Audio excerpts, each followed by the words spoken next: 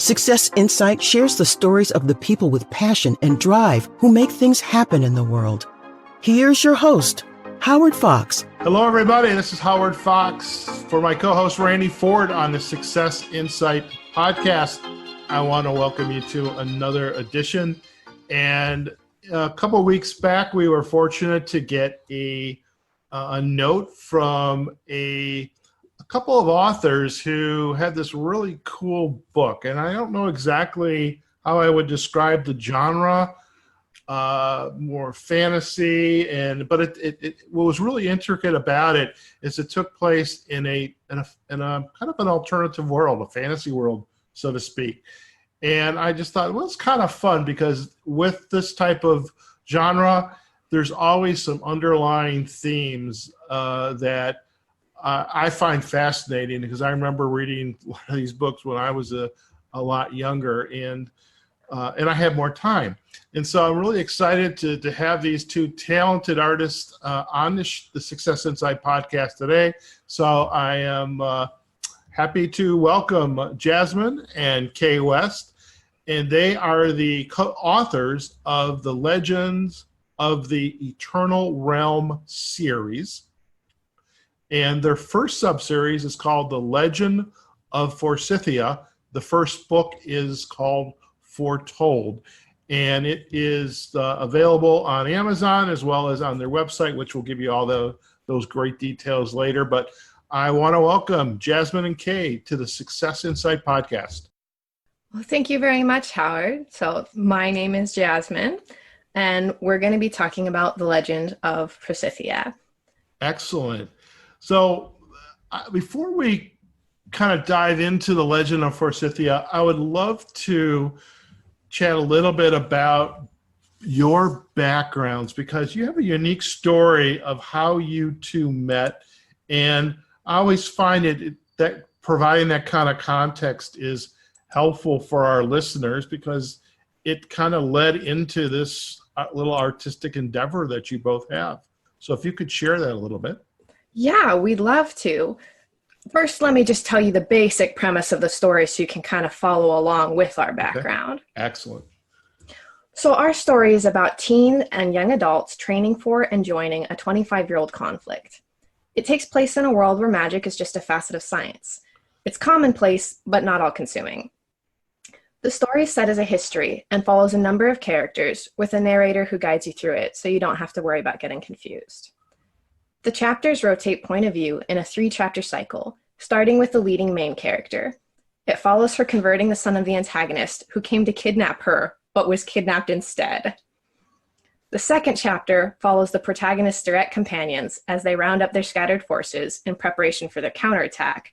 And the third chapter is set 4 years in the past and follows a slightly younger group as they train for a war most of them don't want anything to do with, and gradually mature as both people and a team. So when we started out, we didn't know most of these characters.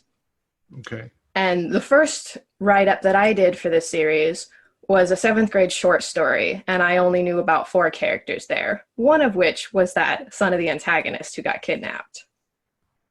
When I made it into high school, I started to actually write the full book, and then I began sharing it with my new friend Kay.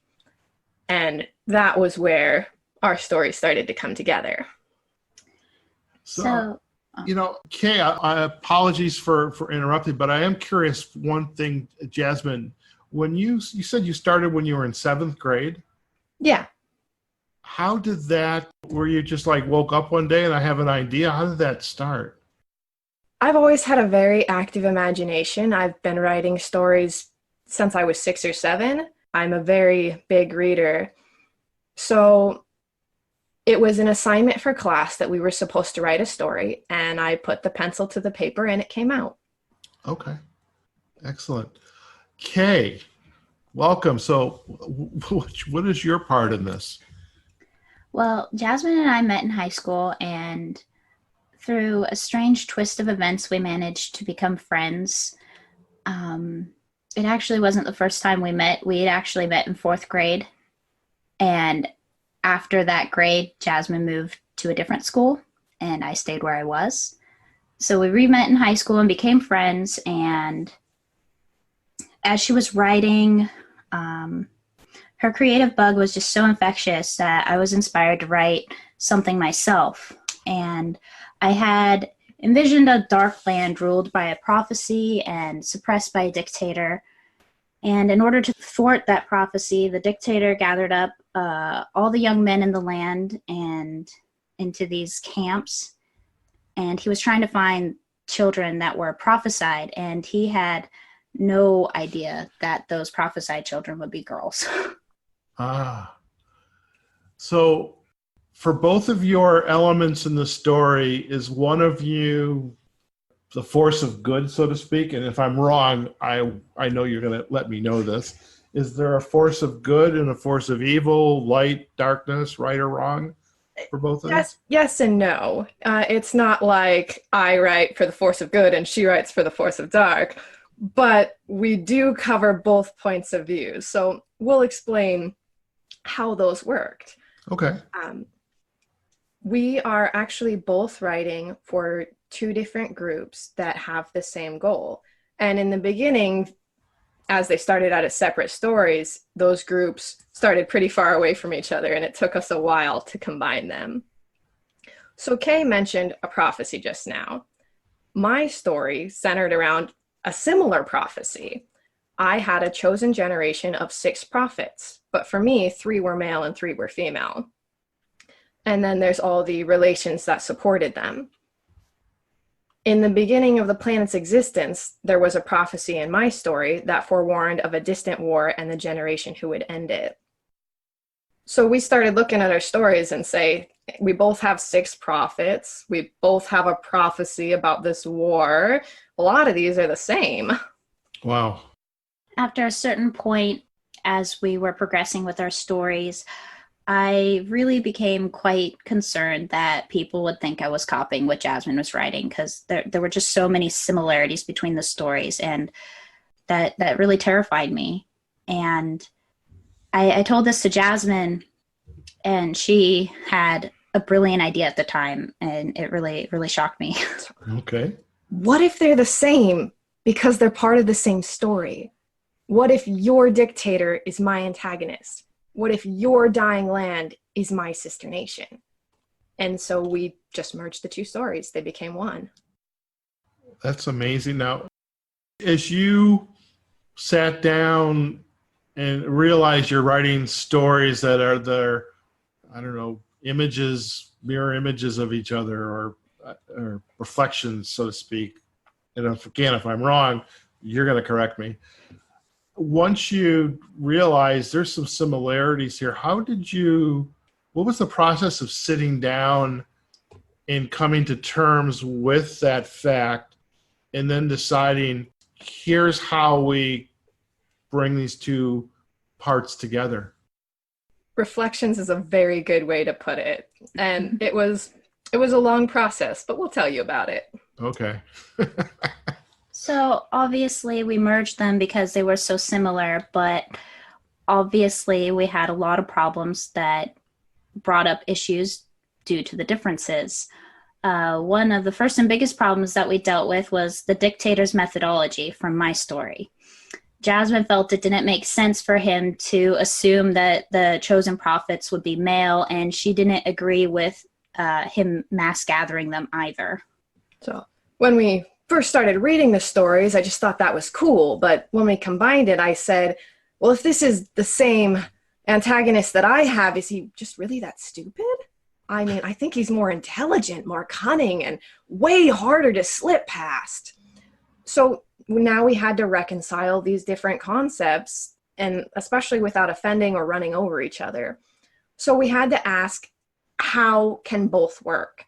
How can he gather without it just being ridiculous or over the top? And from those discussions, we realized he had the ability to sense magic. Thus, those who were gathered were only a few, as magic was rare on Kay's dying land. And from that change, the dictator slowly, gradually became our present-day Miento, the antagonist. And as he took shape, so did the dying land, Fortissimo. Years later, those aborted large-scale camps resurfaced in the form of the Glass Lake, an overflowing training grounds of impassioned, deceived citizens of Fortissimo. So that was a really cool moment for us because in the beginning stages, we said, okay, so he doesn't gather them all.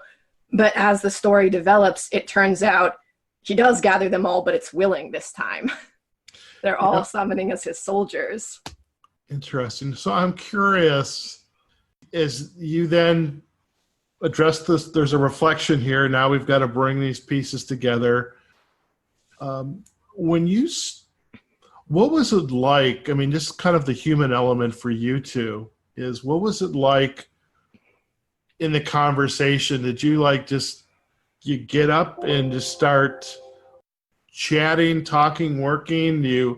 How do you get into the headspace of, we've got to work through this? Either we're on a path, a track that we like, that this is working, or our paths are kind of garbled a little bit. I'm really kind of messing up my words, but I'm just wondering, what was it like to kind of resolve your creative differences, each of your creative differences, and to realize this is what the path that we need to take looks like? I don't know if that makes sense. It does. We got it. Don't worry. There's kind of two generations for that, because part of the story took place in high school. So at that time, you'd find us with our desk together and a notebook out. And we'd be asking each other questions like, okay, well, I think that this happens. Or the biggest thing was why? Why would he do this? Why does it make sense? And by asking why, we'd both sit there and think about it, and the answer would come to either one of us. And we'd tell that, and the other would go, I agree, that sounds right. And then sometimes, so why does it happen?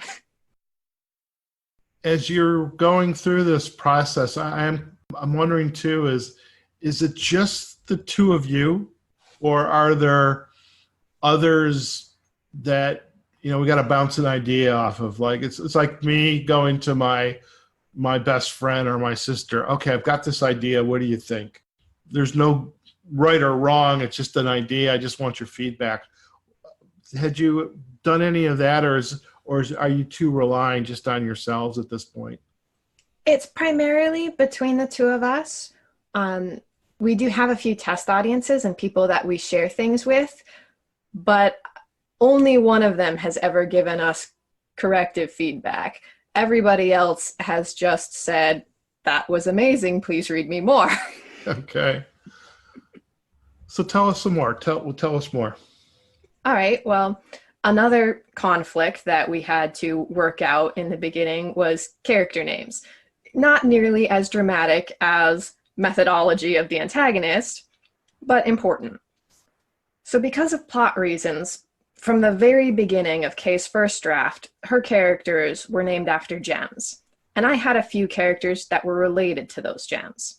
So while she had a sapphire and an emerald, I had a sapphira and an emerald. So that begat the question, what are we going to do with these names? We already have a lot of characters, but now we have some similar names. Is this okay? And there's so many gem names. Is this going to give us a bad reputation? What do we do? Do we change it? So we had to think a lot, and we seriously considered changing their names. There was a period of time where we looked at several alternatives. But in the end, Forsythia itself is the one who decided. The characters are who they are. Emerald and Emerald weren't too bad, but in order to help the readers, we changed the spellings of Sapphire and Sapphira. Sapphire went from the normal Sapphire to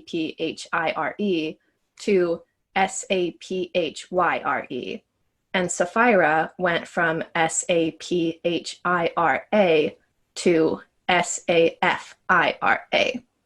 So now there's a pretty big distinction between a PH and a Y and an F and an RI. Wow. I just find it amazing that you both even had names that were similar. That's actually kind of scary. No, it is. We could tell everything about the stories. We say, these line up, these fit together. And that was why we couldn't change it in the end, because in that world, many people are named after gems because it's a part of their history. Very interesting. And as the book goes on in the within Foretold, and how many books do you envision within this first subseries? Forsythia should be about 4 books. Originally, I thought it was 3 books, and then I started writing the second one, and I realized this was never going to work. So I had to expand it by a book. Okay. Yeah, and please, whatever you do, if there is a movie deal that comes up, please don't be like George R.R. Martin or who's the Harry Potter? J.K. Rowling for J.K. Rowling, the author. and make things up. After book 4, I was like, no more. I think this is going to be a 10-book series. If you're good, at least if you do commit to that, please write the books. Yes. I don't think I'm going to outlive George R.R. Martin's books. I'm scared of that right now. So you got a 4-book series. Now, Foretold came out... It came out last year. Last year. And so what has been the reception for the book so far? Actually, we're in a pretty interesting position since we were able to self-publish. We are not focusing on marketing personally. Okay. Marketing is obviously important and we'd like to do that. But for the moment, we're taking the opportunity that we have to continue focusing on writing.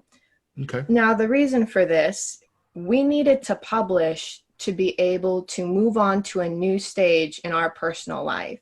We spent a decade working on Foretold, and so it was a pretty big deal to actually get it published. That's commitment, by the way.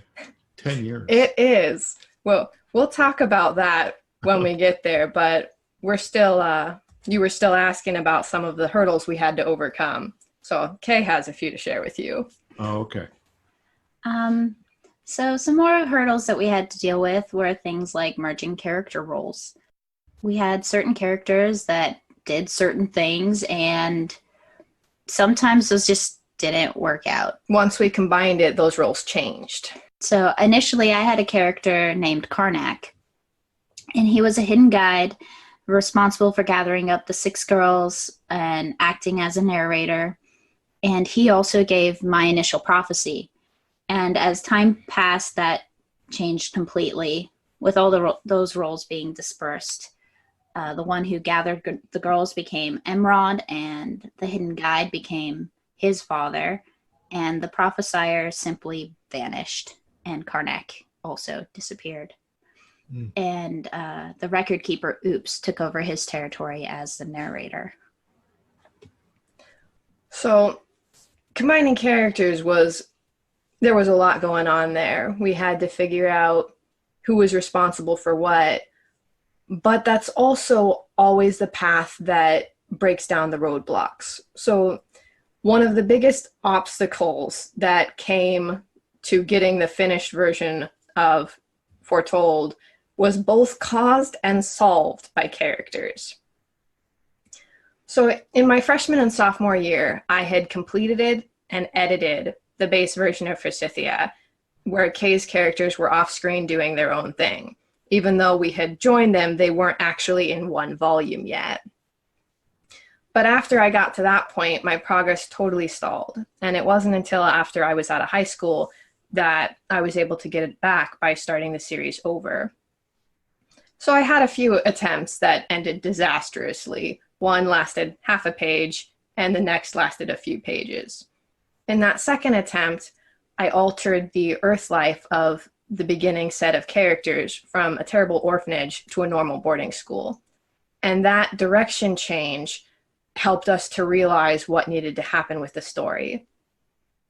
So from there, I was able to get my flow back, and I got a full 4 chapters done. Now, this was before we did the chapter rotation. So at that 4th chapter, I started with a flashback to show how these girls had arrived at Earth. And that's when I met Tayoko. And he will always be one of the most famous characters in our hearts. Since we had several characters, Tayoko was not a role to be developed. I was exceedingly proud the day I wrote about him because he was a no-name character that existed for 3 lines and then faded out of existence. But he disagreed with me completely. Okay. He pestered me relentlessly, telling me that he belonged in this story. He was a core member, and it was my missight that I didn't know about him before this. He made me rewrite the first 4 chapters.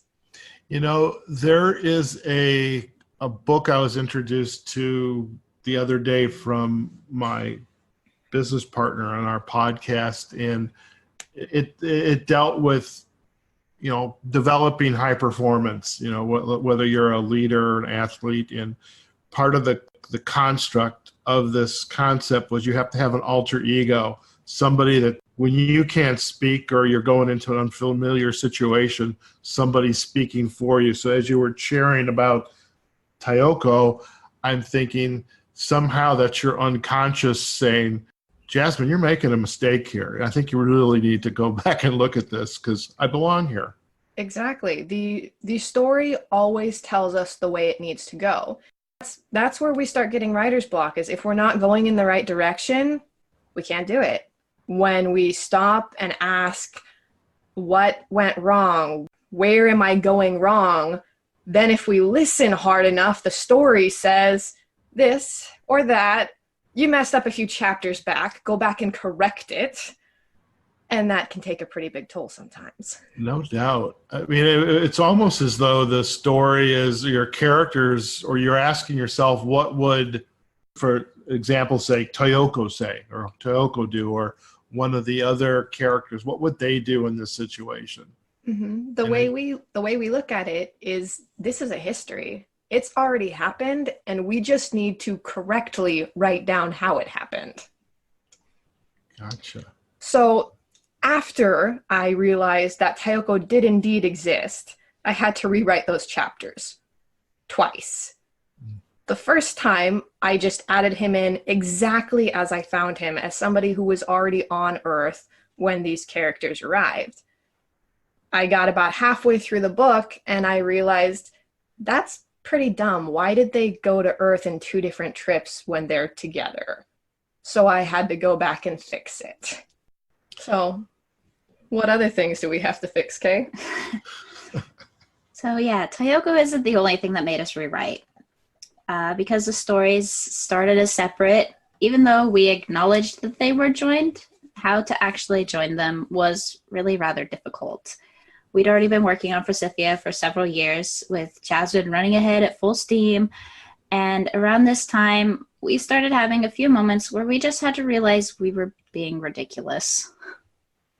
For example, Jasmine had a special island remodeled into a training ground for her characters, but one day we realized, hey, if we have such a specialized training ground, why does only half the group use it? So we adjusted for both of our characters to train on the island on Zen. But since we were coming off the previous mentality, we still kept them as separate groups. Your characters will train over there, mine will train over here. And it took us a lot longer to figure out that it didn't make sense. That was just ridiculous. They're together. So in present day, you couldn't get one without the other. It just doesn't make sense. So we also had discrepancies in our visions and understanding of the territory. We have a map for it, and the map is actually pictured on the book cover. So after we started writing, I placed a set of islands on this map, and I decided that they fit perfectly into this triangular little bay that belonged to Kay. But that didn't match up with her understanding of the bay. And as we learned more about the territories and the world and how things worked, my attachment to that bay kind of faded. And we discovered that importance that I felt towards that area came from something that happens in a later book. And in the present day, I feel as if the Ryar Islands had always been there, that was always the way it was supposed to be. Indeed. So likewise, not just territory, but we had a lot of struggles when our characters meet. You know, we're writing for different characters, but they interact. And so there was several battlegrounds of trying to respect what the other person wanted to write while saying, hey, they did not say that. I'm amazed at you've got the overarching story, you've got time and place, you've got, language, customs, and just the communication and what would people say, how would they say it. I think the creative process here, I mean, just as you've just both described it, it's amazing that you're still working together, because I imagine it's just a lot of, there's just a lot, I imagine a lot of emotion, mental energy going on as you're evolving this. Yeah, there were lines that took weeks to resolve, and there were other lines that we disliked, but we just had to let go of for the sake of peace. Thankfully, it didn't stay like that, though.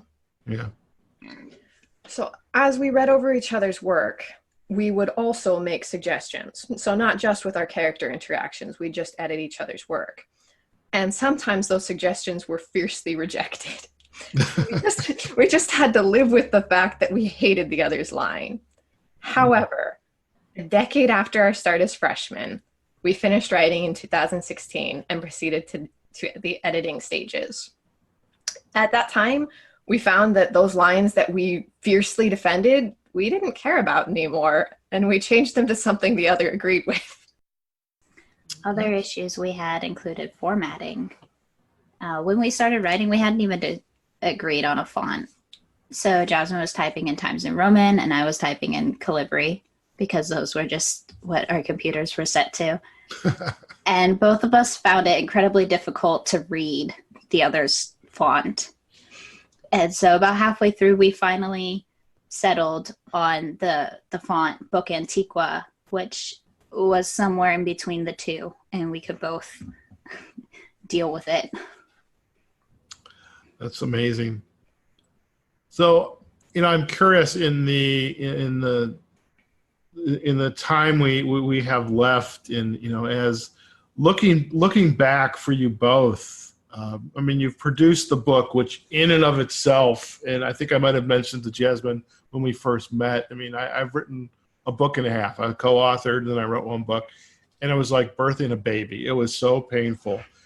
But you both have birthed this baby, so to speak, this entity, and it's a remarkable achievement, and you also have more books to come. And what did it feel like once you did all the writing, you did the editing, agreed on the font, the cover, the artwork? What did it feel like for you both when this was, you look back and say, wow, we did this? What did it feel like for you? It was an interesting time. As we were editing, we were reading to some test audiences, and as we finished our final edits for each chapter, we would read them to our audiences, and the reactions were really inspiring. It's not really much of a feeling that can be described. Okay. I was hoping that one of you could gift us with just a passage from the book. I just love being able to ask my guests to do this, and if they're willing to. This is a little bit of a setup to my guests, because I did ask them already, they agreed.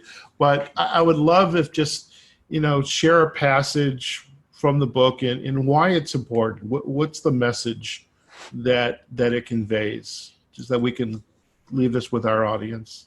All right. Well, we can each share a passage provided we have the time for that. We can do anything we want. It's my show. I can do what I want.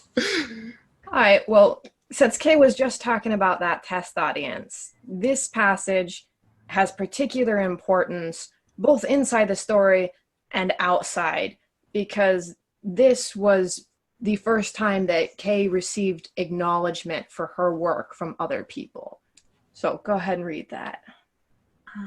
Okay, so this is the chapter 3 note, which was one of the first passages that I kind of wrote on my own. Jasmine did help me write it in the end, but it all came from one idea that I had. Okay. So the note goes like this. When you look into a mirror, what do you see? To most, the answer appears to be a reflection. A reflection, tied to reality in inexplicable ways. A perfect mimicry. They are right. A perfectly empty mimicry. A mimicry. An imitation, an incomplete copy made out to be the original. An imitation cannot be the original. An image reflected in a mirror does not contain the life of the original. It has no presence. So long as they are divided, reality and its reflection cannot truly be one. Time changes the reflected and the reflection, and the gap between them widens. Time introduces events, making changes to the original which cannot be reflected.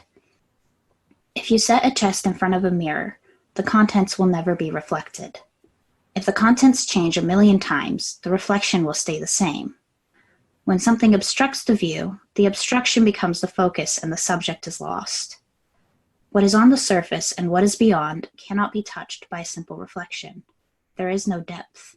It is too limited, focusing on what is seen.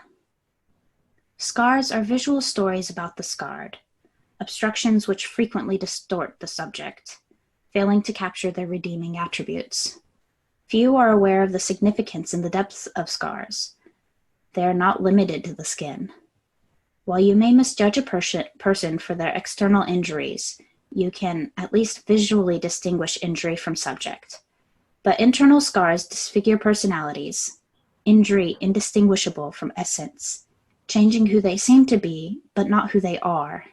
These scars are scars, separate from identity, but hard to discern and written off as the original. When scars run deep enough, when they become all-consuming, what becomes of the scarred? It is said that time can heal all, but what about when time stops? And that's the end of the note. I am definitely going to have to go back and listen to that again because it was really, it's amazing. It's amazing. And it's just, what I love about it, it gives you pause to think of, and I love in our podcast, Kay, is the idea of transformation, change, insight. And I could tell there was a just the message behind this passage is fantastic. So thank you. So now we have Jasmine, and this is what we talked about on our first call. Yes, I will be reading the chapter 19 note. Now, to give you a tiny bit more context, the notes are something the narrator writes at the beginning of each chapter to either tell you something that will happen in the chapter or get your mind into the position for the coming events. Sometimes, to move forward, you have to go backwards. You have to review the past, learn from it, overcome it, or fix it. The past can push you forward, but you can't progress while carrying it. You must let it go. It does not belong in your arms or on your back. It is your foundation. Whether you like your past or not, what you build on it is your choice, where you walk from it. Awful pasts can create great people. They can break people. Good pasts can prepare excellent people. They can spawn callous and ignorant. Who you are and who you become is not chained to your past, only built upon. You can work to be different, to resolve the things you didn't like, to keep them from repeating, to be aware of them. You can fight to live up to the things you liked, to retain them, to be aware of them. Be the person you want to be. If you are not that person, become it. Who is going to stop you? Those around you? Yourself? Are you going to cry and say you can't change? That it's too hard? There's no point? Is it possible for there to not be a point? If you have decided you aren't strong enough, if you are so lost you need to ask what the point is, I will tell you, your happiness. It's hard. So being the person you don't want to be isn't hard? It's not painful? How is such an unhappy life any better than the hard struggle to become who you want, to achieve happiness? Is that not all the reason in existence to fight as hard as you can, no matter what you face, no matter how weak you think you are? Whose lullaby are you falling asleep to, thinking there's no point? Who is lying to you that it's not worth the effort to become the type of being you want to be? Between being happy and not, isn't that your answer? Take courage. You are strong. And that's the end of the 19 note. Now that one, as a coach and somebody who's involved in change, the work that I do, that just completely resonates for me. And it's like I'm trying to, as I'm listening to it, my eyes are closed, I'm appreciating it. And I'm also thinking, how can I leverage it in my own work? So we're going to have a conversation afterwards. Jasmine and Kay, I want to thank you so much for taking time out of your creative day to spend with me and our listeners on the Success Insight podcast. If my guest would like to learn more about you both and your work, where's the best place for them to go? That would be our website, Lotter Online, LOTER online.com. Naturally, that's short for Legends of the Eternal Realms. We have all the updates on our story up there. We have character art up there, and that's the only place it's available. Fantastic. And we'll also put a link to the website on our show notes, and we also will provide to the Legends of the Eternal Realms, the Legends of Forsythia and Book 1, Foretold, which is available on Amazon, and we'll provide a link to that as well. Again, Jasmine and Kay, I really appreciate, this was by far the most complex, free-flowing interview that I've had, and we are definitely over 30 minutes, so that's okay, because, just sometimes writing is complex, and I can tell that is the time that you both have devoted individually and together as partners to create this, this book, this work of art. To me, it's an amazing process, and I'm clearly very impressed, and wish you both much success, for it and for your future works together. So thank you again for joining us on the podcast today. Yes, thank you so much for having us. Yes. So listen, if you stay on the line for just a second, we're going to sign off, and then we'll come right back to you, okay? All right. There you have it, folks. This was Jasmine and Kay West, and they were chatting about their book from the series of Legends of the Eternal Realm, and this was the Legend of Forsythia, and they spoke specifically about Book 1, which is Foretold. Again, we'll put a link back to their website, Legends of the Eternal Realm, on our show notes, as well as the link to Amazon.com.